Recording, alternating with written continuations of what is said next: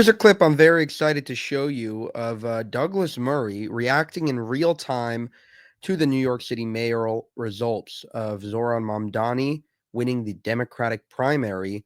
And they asked him at an event, Douglas, what do you think about this? And he gave a very insightful response. Check it out. You say communism is not spreading, but there may be socialism spreading in New York City. I just heard this news. That the next mayor of New York is Zoran Mamdhani, who is most likely. It's not definite, but that's what all the indications are tonight. What does that say about the city that you live in, the largest city in the country, the state of the Democratic Party? Now to quickly fact check him, it's not definite. What he's talking about the Democratic primary that he won, but there's still a chance for Eric Adams or another one of these candidates to win the general election. It's heartbreaking. I love New York. It's one of the great cities of the world. I moved there 5 years ago, and this news that we got a few minutes ago, if it is confirmed, I don't know, maybe I'll move to California. Got plenty of room here. But I'll tell you. Gavin Newsom welcomes you with open arms. I'm not sure. He might not count me a win. But if I may make a serious point about this, there are many unlearned lessons from history, and there are many unlearned lessons from the 20th century. But the biggest unlearned lesson is this, and it's played out in this race. Consider the fact that in the middle of the 20th century, there were two horrific death cult ideologies: Nazi fascism, Soviet communism. These both caused more death than any other ideologies in history. But here's the thing, we've learned most, I'd say, much of the lessons of what happens when you see fascism coming. I mean, everybody thinks they see fascism everywhere. Maybe that's just an early warning system, and sometimes it's just people who are hysterical.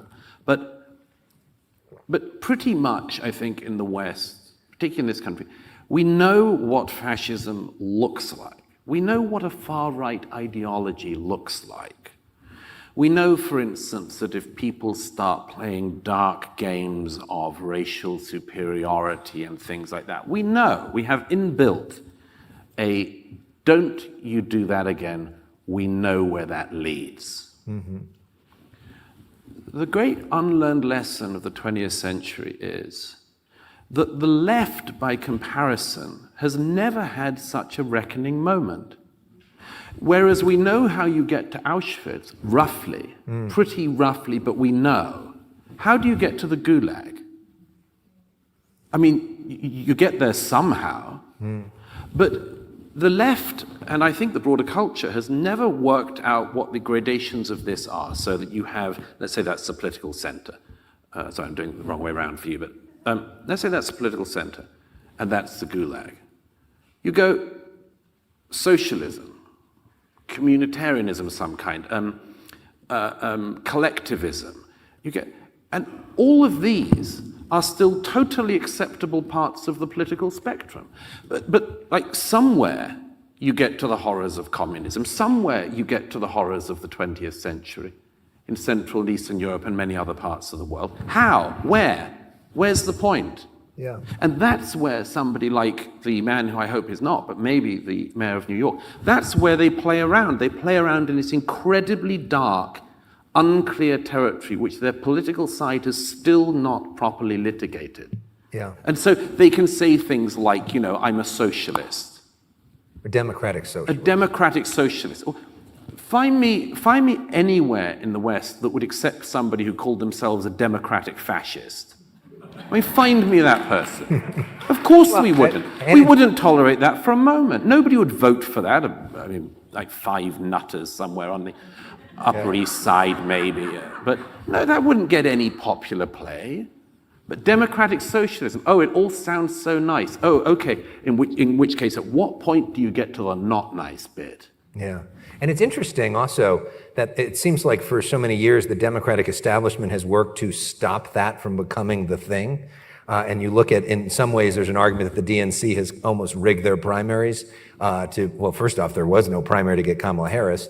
But then, Bernie Sanders sort of kept back against Biden, against Hillary Clinton. They've tried to keep that power center, the pragmatic, more centrist power center.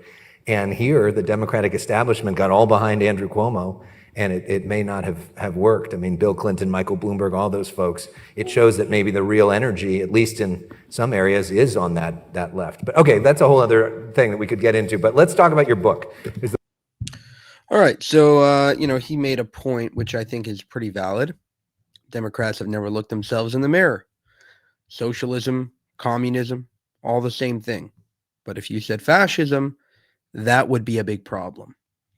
And so they've rebranded it. And he actually, I think, has a new brilliant idea to tax white-only neighborhoods. So he thinks reverse racism is fine. Racism against white people is fine. And I think that, honestly, as Jewish people, if you're trying to make sure that this guy doesn't get elected, I wouldn't even post about the anti-Semitism stuff because that doesn't really stick with people. Just post his economic policies, throw them, at the board. Make sure people understand what they're voting for.